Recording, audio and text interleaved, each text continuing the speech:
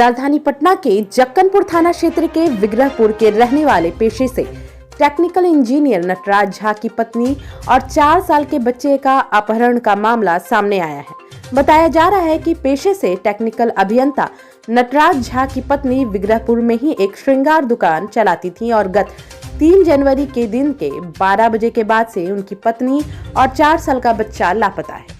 अपनी पत्नी और बच्चे के लापता होने से हताहत पति नटराज झा आनन फानन में अपहरण का मामला दर्ज कराने जक्कनपुर थाना पहुंचता है, जहां किसी ने भी उसकी एक ना सुनी और उल्टे उन्हें ऐसी बातें कही गई जो कि उनके अनुसार बताने लायक भी नहीं है। आपको बता दें कि इन दिनों पुलिस प्रशासन के द्वारा आम जनता के साथ किस तरह का भद्दा व्यवहार किया जा रहा है, यह आए दिन सुर्खियों में बना हुआ है। सचिवालय की घटना भी एक प्रमाण ही है। बावजूद इसके पुलिस प्रशासन अपने आप को सुधारने में असफल पाई गई। ऐसे में नटराज झा के साथ थाने में इस तरह का व्यवहार सामान्य सी बात है। फिलहाल आपको बता दें कि जब जक्कनपुर थाने में पीड़ित पति की नहीं सुनी गई तो उन्होंने स्पीडी पोस्ट के द्वारा मामले की जानकारी पटना के सभी आला अधिकारियों, डीजीपी, एसएसपी और सिटी एसपी तक पहुंचाई।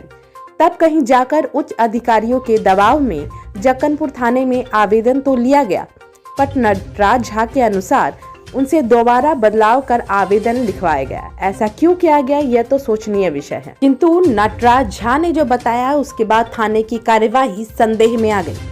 नटराज झा ने बताया कि 5 जनवरी को जब अपहरणकर्ताओं ने एक अनजान नंबर से उनसे फिरौती के लिए फोन किया तो वह फिर आनन फानन में इस बात की जानकारी देने जक्कनपुर थाना पहुंचे, जहां उन्होंने जक्कनपुर के एसएचओ से अपराधी की बात भी करवाई।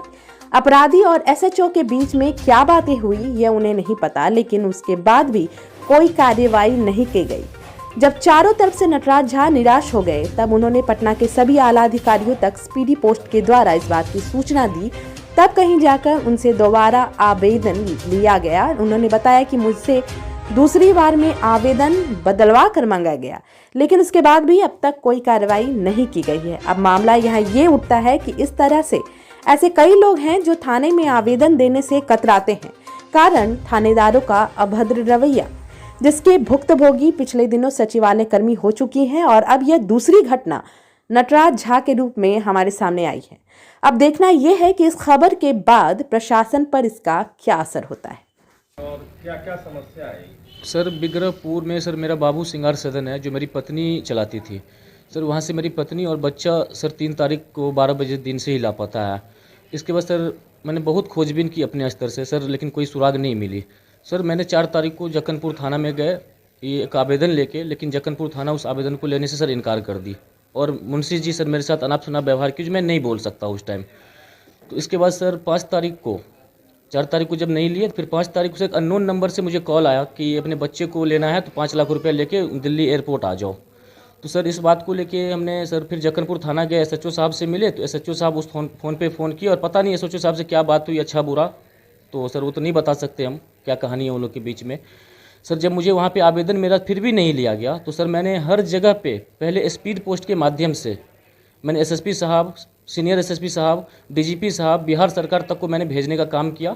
इसके बाद सर मैंने सिटी एसएसपी साहब से मिले तो सिटी एसएसपी साहब ने मुझे आश्वासन दिए कि इस पर बहुत जल्द कार्रवाई की जाएगी।